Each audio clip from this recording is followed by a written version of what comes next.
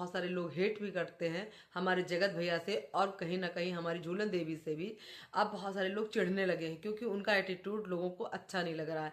और वो एटीट्यूड बार बार दिख जाता है, इसीलिए लोग इनसे चिढ़ने लगे हैं। जो सहानुभूति पहले इनसे लोग रखते थे, अरे लोगों को जाने देते हैं। यहाँ पर जो आंटी, माँ समान जो आंटी थी, उनके मतलब उनको, उनके बारे में भी इन्होंने जरा सा भी नहीं सोचा, और इनको पार्टी फंक्शन में जाने की बहुत जो है लत लगी हुई है, क्योंकि सजना संवरना, पार्लर जाना, वहाँ पे अपना मेकअप कराना, ये सब इनको बहुत अच्छा लगता है। और यहाँ पर जो माँ समान सास थी, वो बीमार पड़ी थी, घर में बहुत सारे मेहमान रुके पड़े थे, उन सब को छोड़कर वो चली गई हैं पार्टी में। वहाँ से पार्टी में करके लौट के आई हैं, बहुत सारे हेट मिलने लगे। तो उस पर हमारे जगत भैया ने बहुत सारा रिएक्शन दिया है। क्या रिएक्शन दिया है मैं आपको बताती हूँ। लेकिन यहाँ पर आंटी जी बहुत ज़्यादा बीमार थी, और वो फाइनली चली गई है सिवान। ये लोग आए भी नहीं थे, लेकिन वो चली गई सिवान। और लोग तो ये भी बता रहे हैं कि इनका, आंटी का टिकट जो है इनके दोनों बेटों में से किसी ने नहीं कराया। उनकी बेटी जो बंगलौर वाली दीदी हैं, उन्होंने कराया।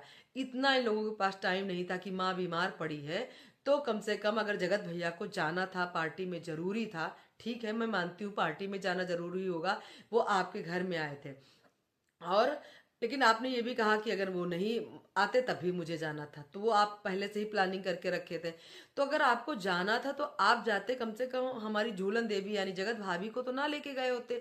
अगर वो रुक जाती तो घर की बहुत सारी चीजें जो इतनी कंट्रोवर्सी हुई हैं शायद रुक जाती। लेकिन नहीं, आपको तो उनको भी लेके जाना था, क्योंकि वहां पर भी कंपटीशन चलाना था। दूल्हे दुल्हन के, दूल्हे के सिर पे खड़े होकर डांस करना था, रीलें बनानी थी। फिर किसके साथ आप बनाते? हमारी मिठो रानी तो अपने उसमें ही अपने ही पति के साथ ऐसे ऐसे कर रही थी। उनकी ड्रेस, उनका क्या, मैं उन पर क्या ही बोलूं भाई। वो तो अपने आप को बिल्कुल कटरीना कैफ समझती हैं, तो वो उनकी अपनी मर्जी है। कटरीना कैफ जैसा बनने के लिए पहले अपना सही करें, उसके बाद में ही बात करें।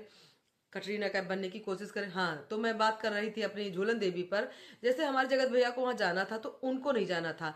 जिस सास ने उनका इतना ख्याल रखा, उनका इतना सपोर्ट करा, जैसे कि जो है आजकल के जमाने में ऐसी सासें मिलती नहीं है, उसके बाद में भी वो बीमार पड़ी थी और वहां पर चली गई। रही बात रंजना की, तो रंजना पर कोई क्यों उंगली नहीं उठा रहा? क्योंकि इसलिए उंगली नहीं उठा रहा कि उसकी एनिवर्सरी, उसकी शादी, उसका सब कुछ तो आप लोगों ने बर्बाद कर दिया अपनी कंट्रोवर्सी करके।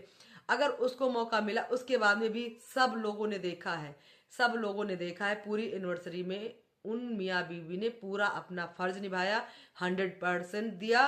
वो अपने स्टोर रूम में रुके, कोई शिकवा नहीं, कोई शिकायत नहीं। ठीक है, उनके घर का प्रोग्राम था, जहां जगह मिली वहां पर वो रहे, उन लोगों ने कुछ भी नहीं बोला। लेकिन आप